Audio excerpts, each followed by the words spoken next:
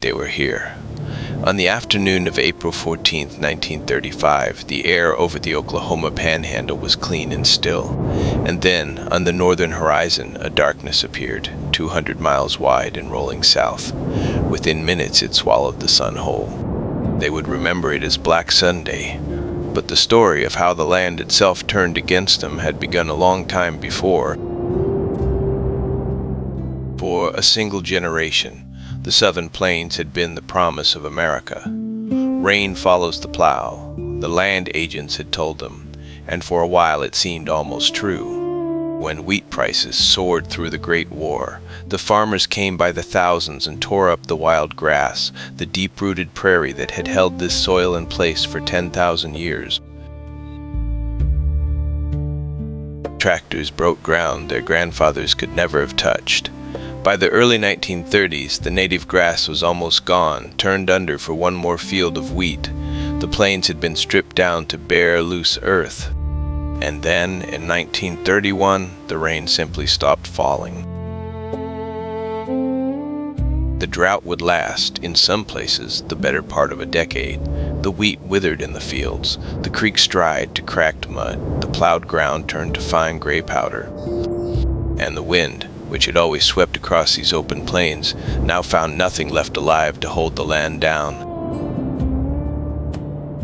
So the wind began to lift the land into the sky.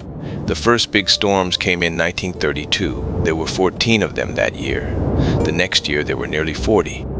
After that, the people stopped trying to count, because the dust had become a part of the weather itself. They called the worst of them black blizzards. A wall of dust thousands of feet high would appear at the edge of the world and roll in faster than a car could drive, dragging a darkness behind it that swallowed everything in its path, fence line by fence line, farm by farm. When one struck, the world went black in the middle of the afternoon. Chickens climbed onto their roosts and went to sleep, certain that night had come. A man caught out in the open could lose his way and his breath a few feet from his own front door.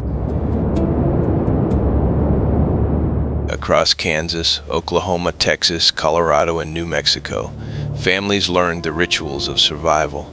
They hung wet sheets over the windows and packed wet rags into every crack and door. Still the dust came through, settling in drifts on the floor, on the bed, on the supper laid out on the table.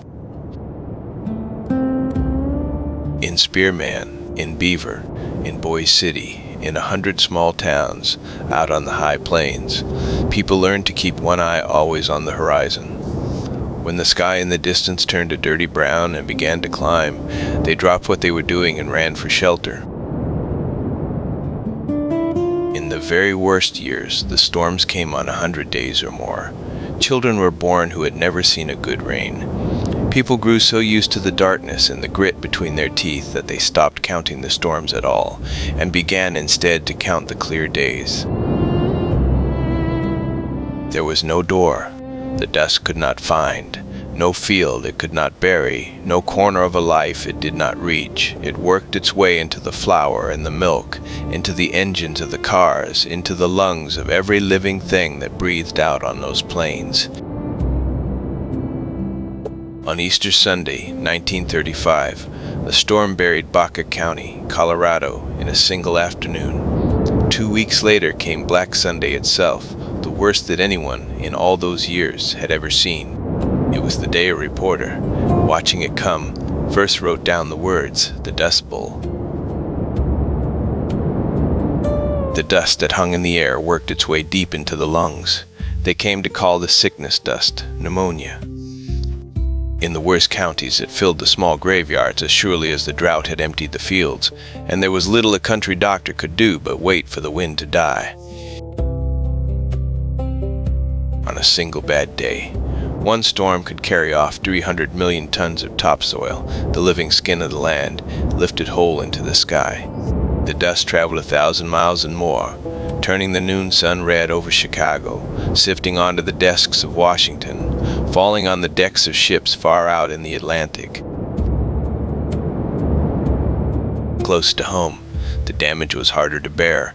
A man could walk out to a field he had broken and plowed for 20 years and find it scored down to the bare hardpan, or buried under long, smooth drifts of sand, as deep and as silent as snow. He had done everything they ever told him to do. He had worked from before dawn until after dark. He had prayed for rain, and still, season after season, year after year, there was nothing standing in his fields to harvest but dust. In the spring of 1936, a young photographer named Arthur Rothstein knelt on the cracked ground of South Dakota and made a single picture: the sun-bleached skull of a steer lying on earth split open by the drought.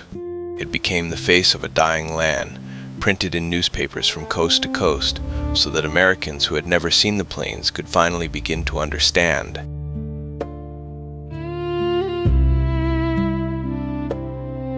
The animals went first. Cattle that did not starve choked to death, their stomachs packed solid with dust. Fences vanished beneath the drifts.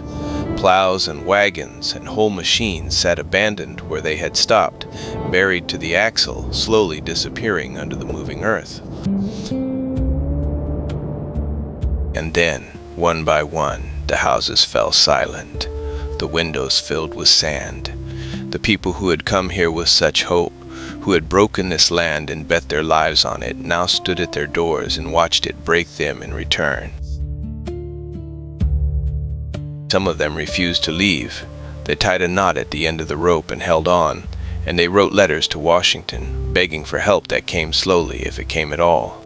One photograph, made near Rolla, Kansas, carries a plea, scrawled by hand, and addressed simply to the President of the United States. Dear Mr. Roosevelt,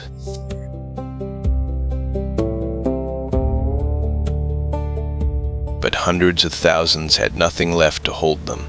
They loaded everything they still owned onto worn-out cars and pointed them west. They would be called Okies, though many came from Texas, from Kansas, from Arkansas. This man was 22 years old, and he had already lost the only life he knew.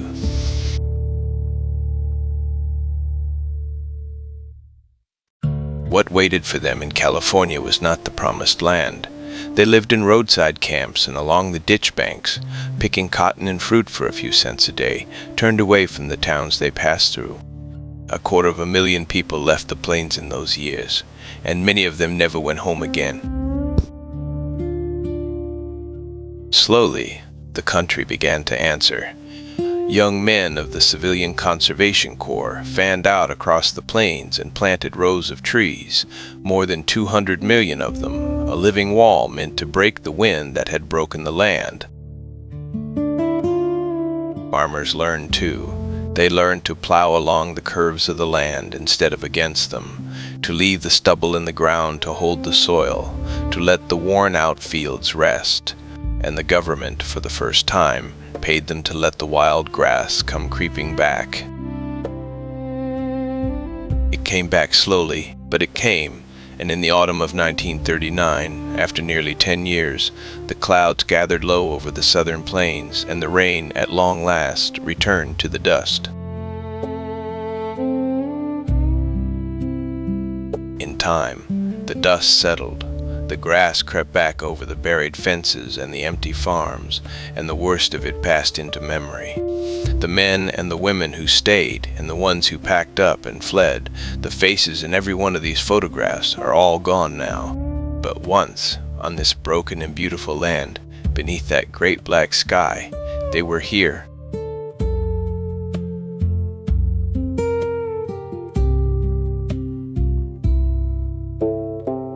If their story stayed with you, subscribe to Lost and Found Archives and help keep them from being forgotten. New faces from before living memory.